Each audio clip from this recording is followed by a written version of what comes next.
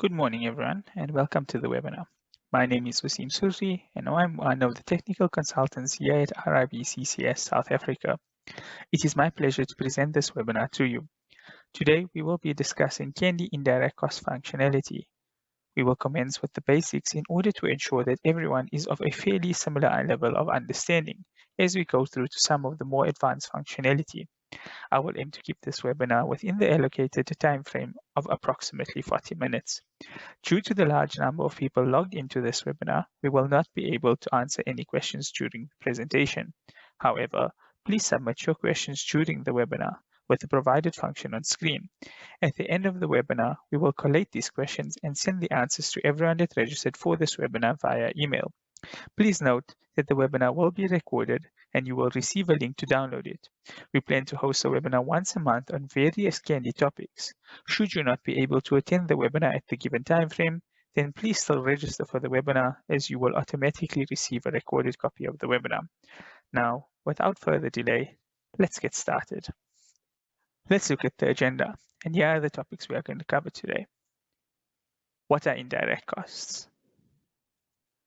What are the requirements for indirect costs? Setting up Candy estimating for indirect costs.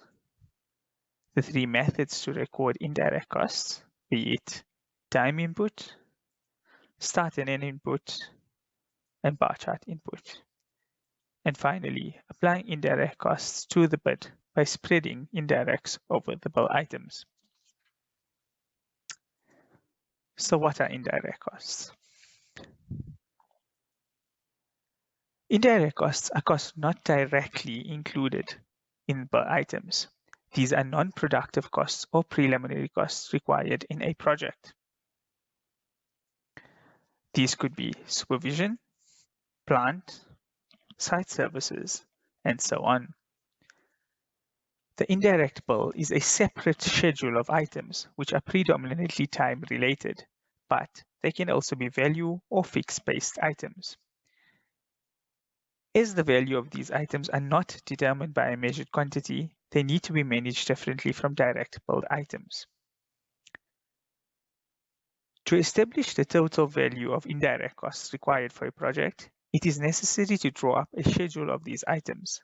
These could be summarized, but not limited to the following headings: supervision, holdings and setting out, office accommodation, major plant, minor plant, scaffolding, transport, site services, safety and signage, and insurances and sureties. Each item included in the indirect cost schedule has a price code and worksheet, the same as you would see for a direct bill item. The benefit of using the indirect cost module are compilation of an accurate tender for non-productive or preliminary and general costs, an initial budget forecast to completion, and true values each month based on the base indirects, and monthly transactions, as well as an accurate forecast of costs to completion of the project. However, this last advantage will be discussed in a later webinar. Now that we understand what indirect costs are, we can look at the requirements for Candy Indirects. In order to work with indirect costs, the user should have a good knowledge of Candy estimating, as we will be referring to items such as price codes, trade codes, resource types, worksheets, task codes, and cost codes. If a user is going to make use of the bar chart input method for recording indirects, they must have a workable knowledge of Candy planning, as we will be referring to creating and customizing views, creating activities and level headings, moving activities and adjusting activity durations, linking activities, creating and linking tied activities, and creating and customizing reports. Setting up Candy estimating for indirect costs. Each indirect item has a price code with a worksheet and may have project codes if required. Plugged and split rates are not recommended, as they will prevent the store of base forecast and will not be included in the analysis of the indirect cost forecasts, and so on. The following screenshot is of a typical master price code listing of indirects with a fully priced worksheet. Notice the unit for time-related price codes are month, week, and day. Look at price code A3102, car park and hard stand removal. This is measured in cubic meters, which is a non-time related unit. Now we can move on to Candy to set up our indirect costs. I will now show you how to access indirects. In the Estimating application menu, select Indirects, then set up the indirect cost bill. As this is a new indirects job, Candy provides a selection box for how to set up the indirects cost bill. A selection of one of the choices must be made. You can choose to copy the bill from a master, but clear all quantities and start and end dates. This is done by using the checkboxes. You could do the same but retain the quantities, or retain clear the start and end dates, or retain both. If you do not have a master selected, this option, however, will be grayed out. You can also choose to create a bill from scratch. You are also able to copy the project calendar from an existing job. This can be done provided that you have a site plan program for the job. For this example, we are going to select Create an empty indirects bill. Then click Create Indirects Bill. Once you have selected to create a new bill, basic program information is required as follows. We can now change the program start date, week start date, working days per week as required. This job, for example, will begin on the 1st of March 2022. Our start date is typically a Monday. However, in some regions, it could be a Sunday. And the work days we're going to leave at 5. This, however, can be edited up to 7. Once you have set up your indirects costs program, click on OK. This will bring up the indirects cost document manager. The default documents displayed on the indirects cost document manager are the most commonly used documents, but all of these documents can be customized. If you have not copied a project calendar or would like to adjust the cost program calendar, this can be done here. Select the program calendar to make these adjustments. This document works in the same way as Candy Planning. You can enter holidays and non-working days by using the tabs in the bottom right hand of the document. Once the project calendar has been set and before adding any price codes, you need to ensure that the time-related price code units relate to the unit table in Indirects. To view the default time units, let's close the document on screen. Select Indirects and Indirects Cost Documents to bring up the Indirects Cost Document Manager. Select Indirects Cost 1.2.1 Indirects Start and End Months. On the menu selection on the top left, select Tools and open up the unit table to bring up the time unit definitions. Should any of the time units used against the price codes differ from the time units named in the default definitions, the changes can be made here.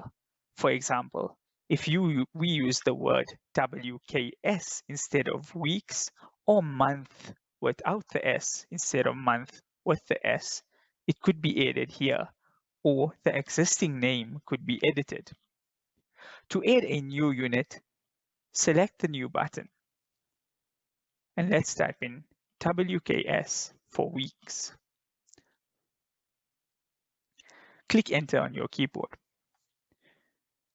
To edit the description of the unit name, simply click in the description column. This will bring down the definitions.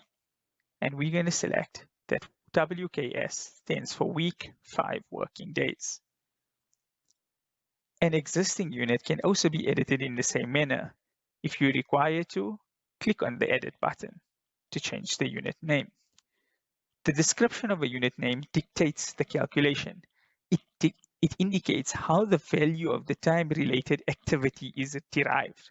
Therefore, for this example, you can dictate how the calculation for WKS should function, as in, should it read for 5 working days, 6 working days, or 7 working days. It is important to note that the unit names are spelling and case sensitive, so make sure that the spelling is the same as used in the price code list. It is important to know that any price code unit that is not in the unit table will be treated as a non-time related unit, the amount of which will be spread over time, but the total amount of that price code will not change over time. Once you are completed and entered all your unit names, click on the green arrow. Now we can look at the calculation rules of the description from the unit table. If you choose month and ignore the holidays, this will typically use the month rate for whole months, and for part of the month, use the working days of that activity divided by the working days in the month times the rate. For example, an engineer who works for 50,000 for a whole month will obviously cost 50,000 for a full month. However, for a part month or using 15 working days in the month will be 50,000 times 15 days for that month divided by 22 days, which is the whole month. This equals to 34,091. Therefore, the total amount for 10 months and 15 working days would be 10 months times 50,000 plus 34,091 for the 15 working days. This equals to 534,091. If you choose a week using 5 working days, this will use the rate divided by 5, as there is 5 working days, and times the working days of that activity in the month. For example, a mixer at 3,100 per week, we divide by 5 to get the daily rate multiplied by the time in working days. Therefore, the amount of 3,100 divided by 5, and the program is 110 working days, the total will be 68,200. Finally, an hourly rate using 8-hour working days will use the rate times 8 hours multiplied by the time in working days. For example, a timekeeper earning 35 per hour times 8 hours multiplied by the time in working days, the amount will be 35 times 8 times 220 for the working days, or for the duration as per the contract, equals to 61,600. Now we can move on to creating an indirect item. Indirect items can be created by simply typing in a price code or calling up the master price code list by holding down the shift key on the keyboard and clicking on the P icon to show the master, and then dragging and dropping the price codes required onto the new Indirects bill. We could also do this by selecting a range of price codes from the master price code list and dragging and dropping them onto the new Indirects bill. For this example, we are going to set the Indirects document onto the left-hand side and then call up the master price code listing on the right-hand side. Hold the shift key on your keyboard and click on the P icon to bring up the master price code listing. Click on the record row selector and hold the shift key to select a range. Now we can drag and drop all the price codes from the master price code listing onto our Indirects bill. We now have a priced Indirects bill without any quantities. Now that we understand how indirects are calculated, we can move on to the methods of creating and recording indirects. There are 3 methods of creating and recording indirects in sequence from easy to difficult. These are time input, start and end input, and bar chart input. Time input.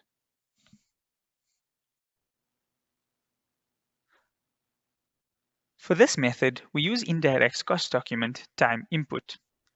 Close all the documents on screen and open the Indirects cost document manager.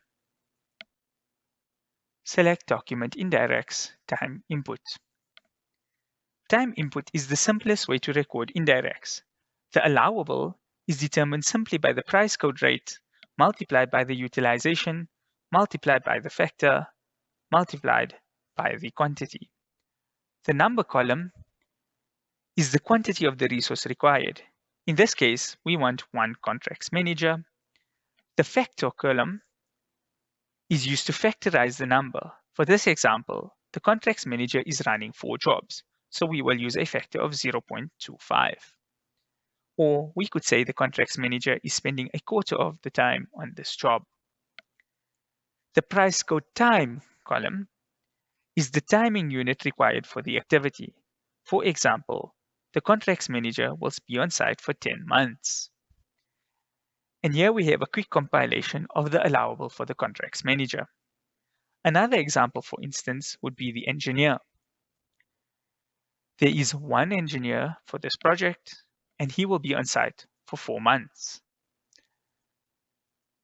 In this instance, we are saying that the engineer is going to be full-time for those 4 months and therefore does not need to be factorized. The car park and hard standing removal is a non-time related item. Simply, we need the cubic meters for the removal.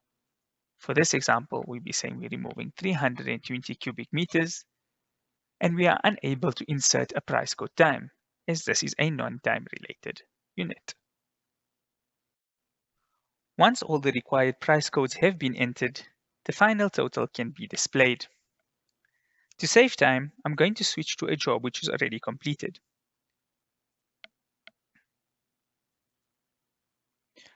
I'm going to access my Indirects Document Manager and select Indirects Time Input. Here we can see a fully completed time input indirects. I can click on Calculate and the amount will be updated. This method is used to obtain a quick estimate. It is not the recommended method, as all the price codes will commence on day 1 and thus will not give you an accurate monthly forecast. Take the engineer, for example. He is on for 7 months, but this does not identify which 7 months he is working on, whether it be from month 1 to 7 or is it month 3 to 10. So a forecast cannot be derived from this method. The second method is start and end input, which calculates time as the difference between the start month and the end month, and then establishes the value by multiplying time by the price code rate.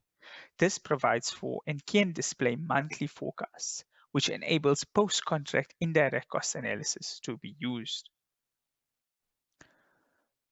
To show this method, I'm going to open up a new job. Let's select Indirects and set up the Indirects cost build. In this example, we're going to copy from a master. However, we are going to preserve the quantities. Let's click on Create the Indirects bill.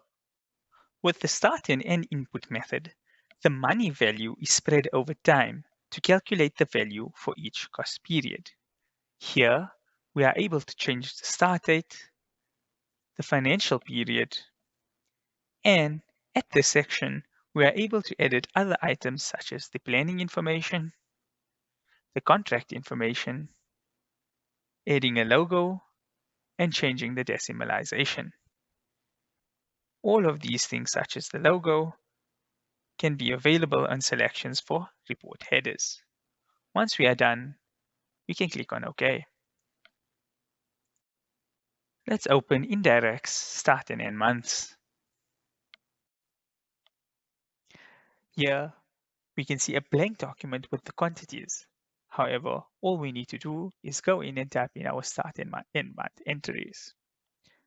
For example, if we take the contracts manager and we have a factor of 0.25, however, we say that he is going to be on site from month 1 and end in month 10. The engineer, for example, might be from month 1 and end in month 7. And the car park and hard stand could be removed towards the end of the month. The end of the project being from month 7 to month 10. This is so that we can ensure that we get a proper forecast. Once again, to save time, I'm going to open up a completed job. Open up the Documents Manager, and let's select Indirects Start and End Months. We are going to customize this document to view the bar chart information which you created by putting in the start and end months. Let's all click on View, add and remove columns, and add in the bar chart window. Click on OK. Notice that although we only entered the start and end months, a monthly bar chart has been created. The months column are displayed on the right-hand side of the screen, and we are able to use the tabs to scroll across to see the rest of the months, or we can use the arrow boxes in the right-hand corner. Non-time related items, such as the car park and hard stand removal, the insurances, and so on, are displayed as blue hatched bars, which means that adjusting the length and or position will only change the allocations or spread of the net amount value, but the total net amount will remain the same. For example, the formwork basis will remain at 318.9. Adjusting the length of the task will only spread the amount over the new duration. We are able to see this by double-clicking on the unit column. This brings up our time unit definitions, and as you can see, the meters squared is not defined as a time unit definition. Time-related items are displayed as red hatched bars. Adjusting the length and or position will change the allocation, spread, as well as the total net amount for that item. If an indirect were no longer needed, we could simply adjust the number to 0. For example, if we did not need the batch plants anymore, we could simply adjust this to 0, and Candy will automatically update our bar chart by making the bar clear. We can now look at some spread analysis. To do this, we can open up our Indirects Document Manager and select Indirects Monthly Spread. On this document, we can see this money spread over the time period for each indirect item. For example, the engineer is going to be spread, his amount of 226,000 is spread over the 7 months which he is allocated.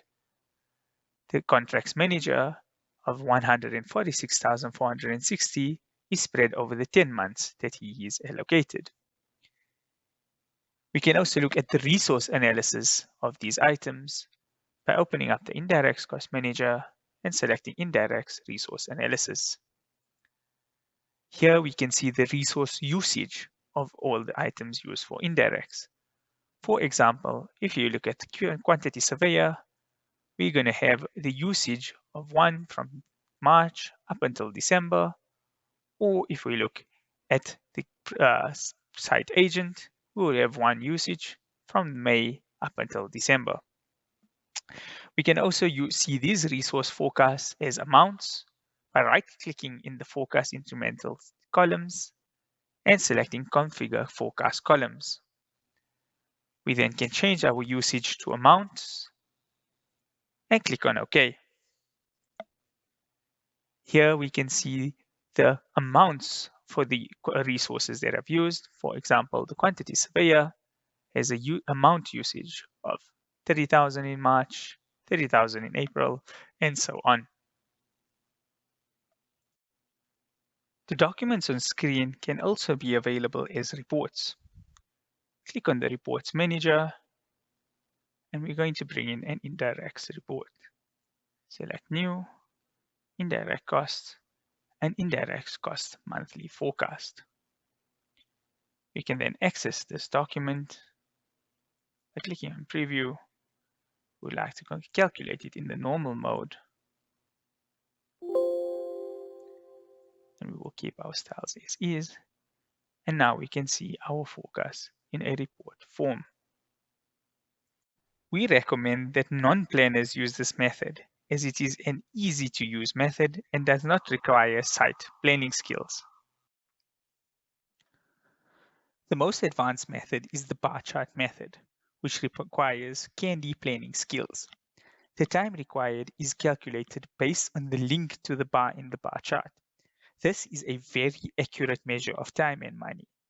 This method allows the user to create a linked program and tie the price codes or activities to the summary program. Let's open up a new job so that we can create a new indirect bill. Click on Indirects and set up the Indirects Cost bill. This time we're going to use the master but retain all the information. Let's click on Create Indirects bill. We can change the start date if we'd like. For example, we can move it to the 1st of April 2022. Click on OK. Candy will ask us if we are happy to change the start date. If we are, we can click on Yes and click on OK. For this method, Indirects Barchart input is used. Barchart information has been used to demonstrate how indirects can be linked to the indirect program. Using this method computes to an accurate forecast and also allows for post-contract indirect forecasting and cost to completion. At the top of the document, we have the summarized program, which we would refer to the construction program in planning and use it as a guideline to create a summary program in indirects. The indirect activities are linked to the summary program. Therefore, by changing the bars of the summary program, we'll be changing the time allocation of the indirect items. The indirect program uses the same functionality as Candy planning.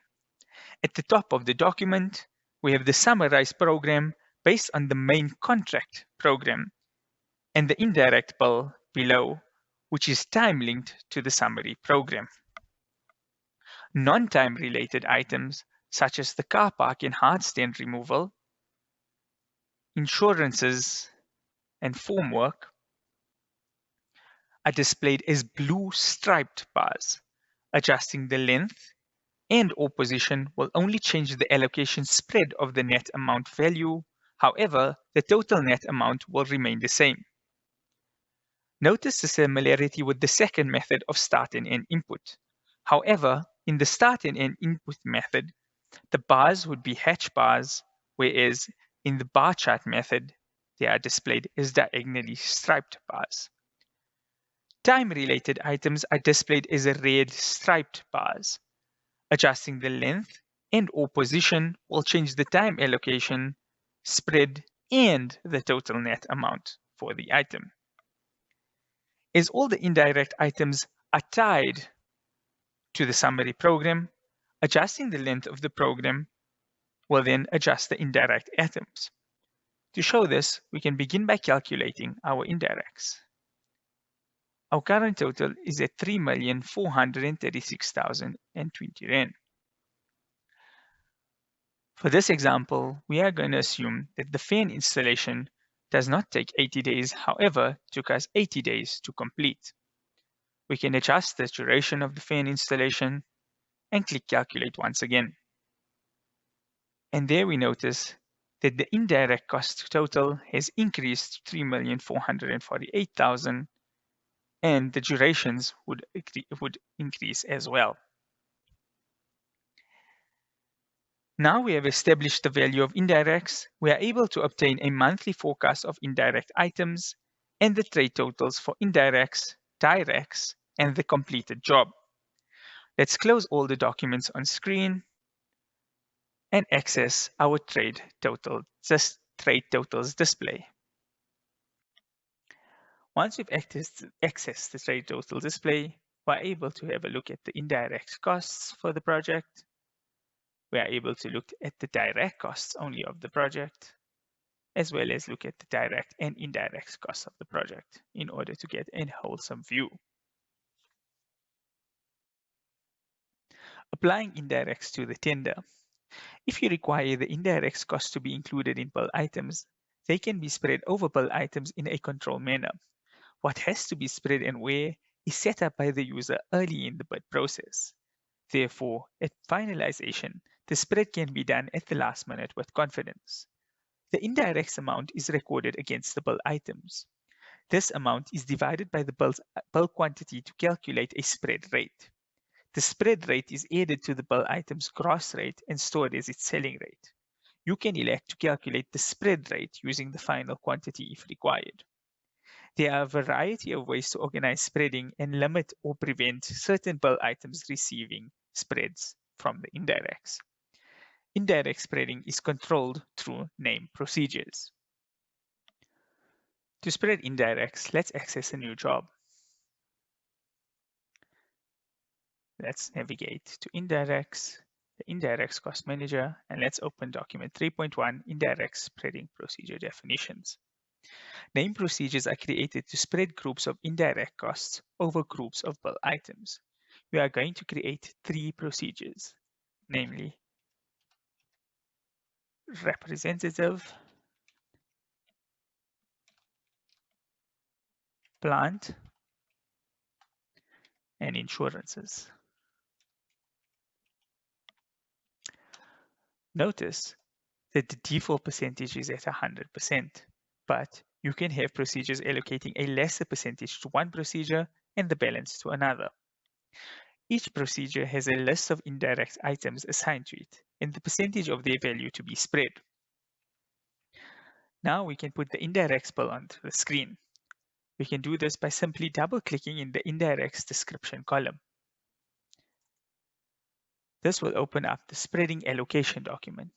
This document, however, can also be accessed through the indirects document manager.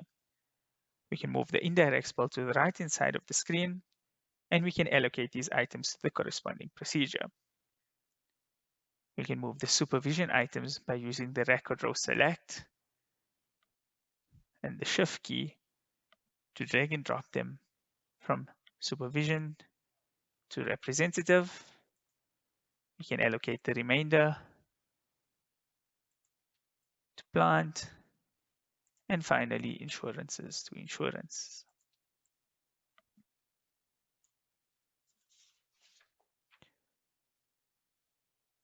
The procedure must also have a list of bill items over which to spread the amounts. To do this, we can simply double-click in the bill column, and this will open up document 3.3 BOQ with indirect cost spread. We can also access this document via the indirect cost document manager. From here, we can link the bill items to the correct procedure.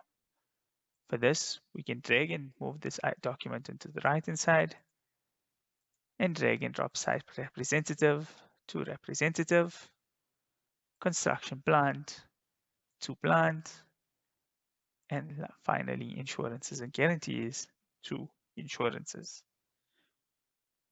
Notice that the procedures have no effect on the bill items until the indirect spreading calculation is invoked by the user. From either document, we can spread this indirects. Firstly, let's have a look at the selling rate, and notice that there is no selling rate for any of these items.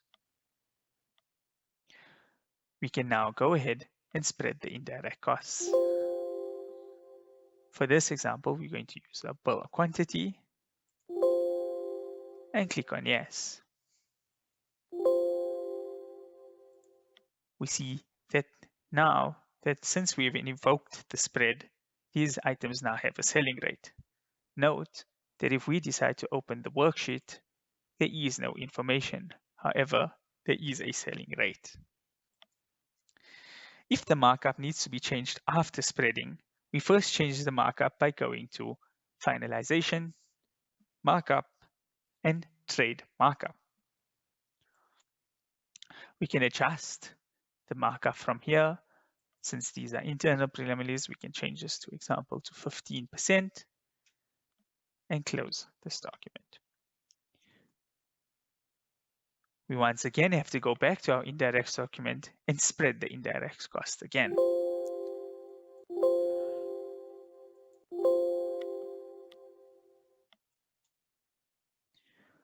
We can then have a look at the bill of quantities and notice that the amount has then changed. You can do this as many times as you require. Indirects can also be done at post-tender contract stage. However, as mentioned in the beginning, this is to be covered in a separate webinar. I'm sure you will agree with me that Candy is continuing to be the leader in estimating and project control software. Thank you for your time, and I trust that you will find these features useful in your daily use of Candy. Please remember to email your local RIP CCS office if you want to know more about these features. We will keep you informed of the next webinar, and remember, if you cannot join on the selected time, then please still register and you will receive the recording, which you can then watch in your own time. Enjoy the rest of the day and see you at the next webinar. Goodbye for now.